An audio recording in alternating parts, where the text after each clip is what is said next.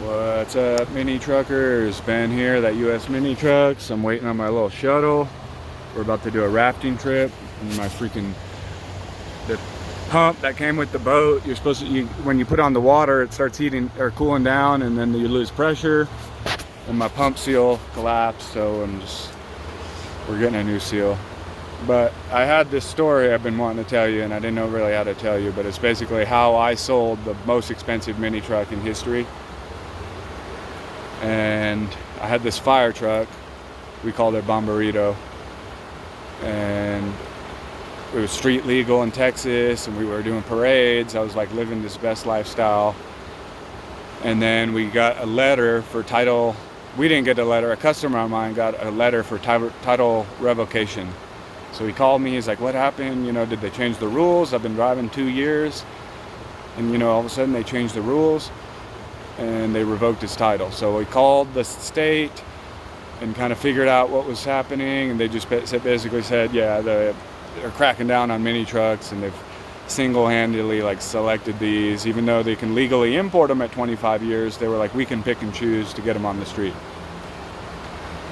So I'm like, man, what am I gonna do? I got this street legal one, like maybe they're doing like a crackdown, and you know, he got a letter, and maybe in like 2 days I'm gonna get a letter. And I just was like, man, getting nervous. So I thought to sell it out of state to some other state where they could legally have them, and like it would just be kosher. So I put on eBay, and I think I put it for like $8,500 with best offer. And then people just make offers. So I don't know what the guy, I think he made like an offer of $7,000. And I'm like thinking to myself, like, okay, you know, I could counter and do 7,500 or 8,000, but he could just walk away too. And then I lose the title, and like, what are you gonna do with the fire truck with no title? So I was just like, oh my gosh. So don't ever be afraid. To lowball is what I was gonna say, but so I accept the 7,000 deal. I send it up to Maryland or Virginia, somewhere far, far away. And then I don't even think anything about it. I'm just like, oh, you know, she's gone. And then like 3 months go by, and I get this text on my phone with a link to bring a trailer.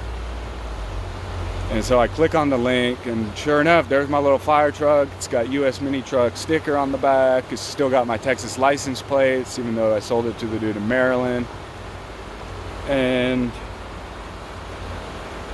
he sold it for $24,900 or $875, like over $24,000, almost $25,000.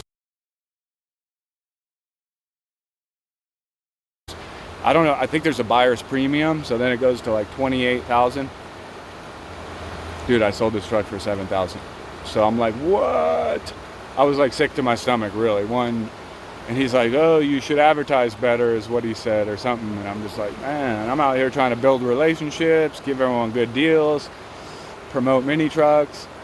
And then I was like, dude, it takes me like freaking 20 trucks to make that kind of money on one truck. So,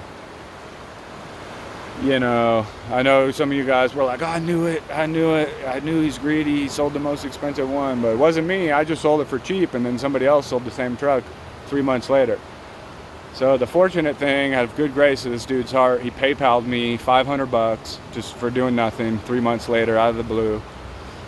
So that was kind of cool, but even still, I wish like I would have never seen it or just never knew about it, and I could probably sleep better at night. So that's the story on how I sold the most expensive mini truck ever. And I'll leave some links to try that bring a trailer link, and you can kind of see some pictures of it. So hopefully you enjoyed that. Hopefully the water is not too loud, you could hear, and have a good one. Peace. Stay mini. Always mini. Am I lucky or what? Oh, dude. Hopefully it doesn't rain. I don't know what's happening.